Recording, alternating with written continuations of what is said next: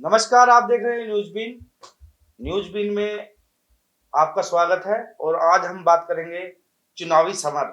जो चुनावी मुद्दे होते हैं, जो चुनावी बातें होती हैं, और कल प्रचार बंद होने के बाद आज हम 1 महीने के बाद आए हैं चुनावी समीक्षा के लिए। और चुनावी समीक्षा ये रहेगी कि 70 विधानसभा सीटों में जहां जहां हम गए हैं वहां क्या क्या प्रोग्राम रहे, क्या क्या दिन रहे, क्या क्या कैसे कैसे चले। और मेरे सहयोगी सालू शर्मा मेरे साथ हैं और सालू शर्मा बताएंगी कि चुनावी मुद्दे क्या रहे और चुनावी अपडेट क्या क्या रहा। सालू जी। बिल्कुल अमित, धन्यवाद। हमने 70 विधानसभाओं में दिल्ली की 70 विधानसभा सीटों पर अब कल वोटिंग होनी है और चुनाव प्रचार का जो आखिरी दिन, जैसा कि आपने बताया, कल थम गया था। लेकिन आज की जो रात है वो राजनेताओं के लिए काफी ज्यादा भारी रहने वाली ये बात है ना। सालू। नींद नहीं आएगी बिल्कुल भी उनको। चुनावी मुद्दों की बात करें, काफी ज्यादा चुनावी मुद्दे थे, चाहे वो युवाओं को लेकर हो या फिर बुजुर्गों को लेकर हो।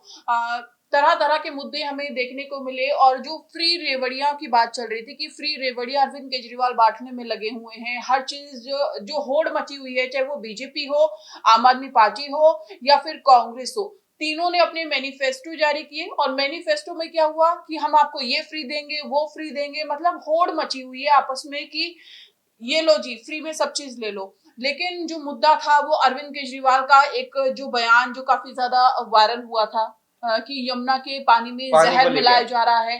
पानी जो है वो काफी ज्यादा गंदा है। तो हरियाणा के सीएम आते हैं, यमुना का पानी वो पीते हैं, नायब सैनी, और दिखाते हैं कि देखो जी, ये अरविंद केजरीवाल बोलते हैं ना कि जहर मिला दिया है यमुना के पानी में, ये पानी तो मैं पी रहा हूँ, ऐसा कुछ नहीं है। तो इस तरीके के जो आरोप प्रत्यारोप थे वो भी लगते हुए नजर आए। और जो जनता थी वो ये कह रही थी कि हमें जो पानी है वो नहीं मिल रहा है। लेकिन कुछ इलाकों में हम गए, वो कहते हैं कि हमारा जो पानी का बिल है वो नहीं आता। इस तरीके के तमाम मुद्दे हमें देखने को मिले। सालू, आपको बता दूं कि हम जब से 70 विधानसभा में घूमे हैं तो उसमें आपने देखा होगा कि अलग अलग लोगों की अलग अलग राय होती है। पहली राय ये थी कि लोग हमें कह रहे हैं कि हमें बिजली नहीं मिल रही है। कुछ जगह हम गए कि हमें बहुत बढ़िया, केजरीवाल ने हमें बहुत अच्छा काम किया है।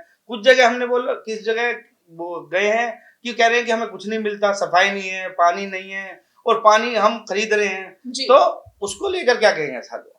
बिल्कुल। देखिए, बिजली की अगर हम बात करें तो जो यूनिट, जो 200 यूनिट फ्री अरविंद केजरीवाल की तरफ से दी हुई है कि आप इतना यूनिट जो है वो यूज कीजिए, उसके बाद आपका जो बिल है वो लगेगा। तो कुछ लोग इससे सहमत भी नजर आए। और मेरे को जो लगता है, अरविंद केजरीवाल की जो लोकप्रियता है थोड़ी यहाँ पर घट गई है, और भारतीय जनता पार्टी की जो लोकप्रियता है वो थोड़ी सी यहाँ पर बढ़ी है। जो मैंने अभी तक चुनाव कवर किया उसमें जो मैंने महसूस किया है, ये मेरा मानना है। जैसे कि अगर हम बात करें, बीजेपी के साथ जो है वो जो पुश्तैनी वोटर है वो जाता हुआ नजर आ रहा है, स्वर्ण वोट वर्ग बीजेपी के साथ है। इसके अलावा अगर हम बात करें, अरविंद केजरीवाल के जो अमित 7 विधायक थे, उन्होंने आम आदमी पार्टी का साथ छोड़ दिया। तो ये भी एक कह सकते हैं परिवर्तन जो है वो ला सकता है दिल्ली में। सालू, एक बात मेरा मानना था कि एक बजट बीजेपी ने अपने केंद्र सरकार ने बजट पेश किया जी। तो मध्यम वर्ग के लिए, और जो मध्यम वर्ग होते हैं उनके लिए उन्होंने 12 लाख तक का टैक्स फ्री कर दिया है। और पीयूष गोयल का पहला बयान आता है कि ये दिल्ली वालों के लिए बहुत बढ़िया काम किया है, 12 लाख तक का टैक्स फ्री कर दिया। तो ये जो चुनाव है दिल्ली वालों के लिए फ्री किया है केंद्र सरकार ने, क्या है इसको लेकर आप क्या कहें? देखिए, जो नौकरी पेशा जो लोग हैं उनको वो 12 लाख तक की अगर उनकी सैलरी होती है सालाना, तो उनको कोई टैक्स नहीं देना पड़ेगा। ये एक बहुत अच्छी चीज यहाँ पर बजट में देखने को मिली युवाओं के लिए भी, और जो नौकरी पेशा जो लोग हैं उनके लिए। तो ये फायदा बीजेपी को इस चुनाव में मिल सकता है, जो वोट है वो थोड़े बढ़ सकते हैं। और अमित, यहाँ पर एक चीज और देखने को है कि आप देखिए, आम आदमी पार्टी पर पहले एक भी आरोप नहीं थे घोटाले के, लेकिन अब जो है पूरी सीरीज बन गई है। पहले तमाम घोटालों की बात यहाँ पर भारतीय जनता पार्टी की तरफ से की गई, कि ये घोटाला किया, फिर शराब घोटाला यहाँ पर सामने आया। लेकिन अब हम कह सकते हैं इससे नुकसान यहाँ पर आम आदमी पार्टी को हो सकता है, लेकिन भगवान बजरंगबली की शरण में रहने के कारण छवि हिंदू विरोधी नहीं है, इसलिए प्रभु हिंदू वोट दिलाकर कल्याण भी कर सकते हैं। क्योंकि देखा है आपने हर वक्त जो अरविंद केजरीवाल हैं वो हनुमान जी बजरंगबली का ही नाम लेते रहते हैं, हाँ, कहीं वहां पे मंदिर मंदिर में जाए। पहुंच जाते हैं, बजरंगबली की शरण में पहुंच जाते हैं, तो ये थोड़ा सा फायदा भी यहाँ पर अरविंद केजरीवाल को मिल सकता है अमित। और इसके अलावा पुजारियों और ग्रंथियों को सम्मान देने की योजना काम भी कर गई है, महिला सम्मान योजना है, और लेडीजों के लिए जो फ्री बस है, बिजली हो गया, पानी हो गया, ये तमाम जो सुविधाएं हैं ये आम आदमी पार्टी की तरफ से दी जा रही हैं। तो हो सकता है कि जो दिल्ली की जनता है, एक आम जनता है, उसको क्या चाहिए, बिजली पानी, जो एक गृहिणी फ्री है की जो जो रेवड़ी जो चल घर रही है, चलाती है, हाँ, तो उसको यही सब जो सुविधाएं हैं वो चाहिए होती हैं, जो उनको मिल भी रही हैं अमित। सालू मोहल्ला क्लिनिक केजरीवाल ने चला रखे हैं। और पहली बात एक आपको बता दूं कि केजरीवाल ने पुजारियों के लिए एक तनख्वाह देने का भी ऐलान किया है। वो बहुत बड़ी बात है कि जो पुजारी हाँ, होते हैं उनके लिए पैसा मिलता नहीं है, तो केजरीवाल जो मंदिर जाते हैं, बजरंगबली का नाम लेते हैं, उन्होंने भी एक ऐलान किया है कि पुजारियों के लिए एक तनख्वाह दी जाए, एक पैसा दिया जाए कि परमानेंट जो उनको हर महीना मिलता रहे। ये भी एक बड़ा ऐलान मान सकते हैं पुजारियों के लिए, क्योंकि अपना वोट बैंक वो सीधा करने के लिए वो हर चीज महिलाओं पूरी के कोशिश लिए कर पूरी रहे हैं। कोशिश कर रहे हैं, महिलाओं के लिए हाँ, और बस बस फ्री डिपो कर वाले रखी बस है। फ्री के लिए, बस डिपो के जो कंडक्टर उनको भी परमानेंट करने के लिए उन्होंने बात की है। तो ये बहुत बड़ी बात है कि केजरीवाल ने अपने जो फ्री की रेवड़ी थी वो पूरी खोल दी है। जी सालू जी, आपको पता है कि जब से देवेंद्र यादव ने भारत न्याय यात्रा दिल्ली में शुरू की है, उसके बाद खत्म होने के बाद जैसे ही कांग्रेस का ग्राफ इतना बड़ा है कि कांग्रेस ने अपने जो कैंडिडेट भी खड़े किए हैं वो सोच समझ के कैंडिडेट किए हैं। और जैसे कि आपको बता दूं कि युवा कैंडिडेट ज्यादा खड़े किए हैं। जैसे कि आपको बता दूं बदरपुर से अर्जुन बढ़ाना ने, उन्होंने युवा चेहरा है और कितना बढ़िया बोलते हैं और अच्छे नेता हैं। उनके पिताजी अवतार सिंह बढ़ाना भी उन्होंने 3 बार के सांसद रहे हैं।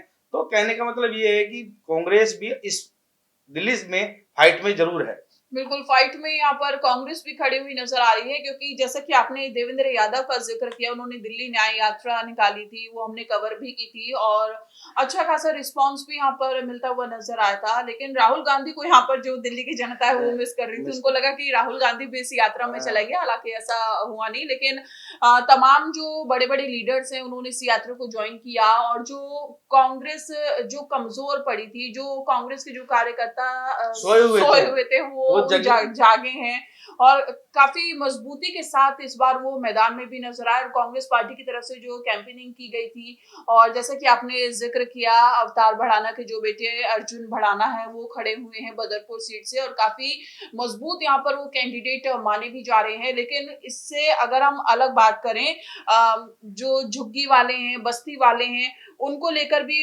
जैसे अगर हम बात करें 25,000 से कमाने वाले लोअर मिडिल क्लास के अधिकतर परिवार आम आदमी पार्टी के साथ मजबूती के साथ जा रहे हैं, क्योंकि इन्हें सब कुछ फ्री मिला है, खासकर स्कूल, एजुकेशन, हेल्थ। बस यही वजह है कि बीजेपी को भी कहना पड़ रहा है कि भाई कुछ भी अब बंद नहीं होने वाला है, सब कुछ यहाँ पर चलता रहेगा। तो ये जो मुकाबला है वो काफी ज्यादा दिलचस्प है, त्रिकोणीय मुकाबला है आम आदमी पार्टी, भारतीय जनता पार्टी और इंडियन नेशनल कांग्रेस में।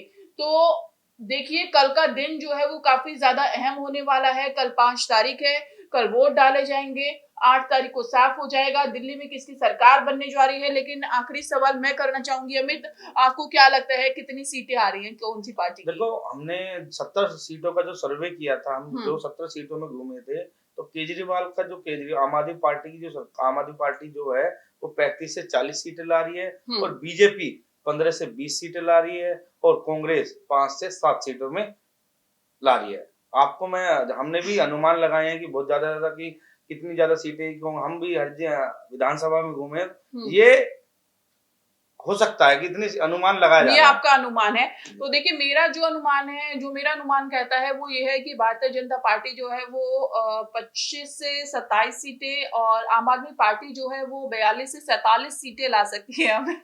नहीं जो नहीं, मेरा मानना है। और जो कांग्रेस है वो हम बात करें 5 से 7 सीटें कांग्रेस की भी आ सकती हैं यहाँ पर। तो आपको ये विश्लेषण कैसा लगा? आप लोगों की क्या कुछ राय है? हमें कमेंट कर अपनी राय जरूर बताएं और कल दिल्ली वासी वोट डालने जरूर जाएं। नमस्कार। नमस्कार।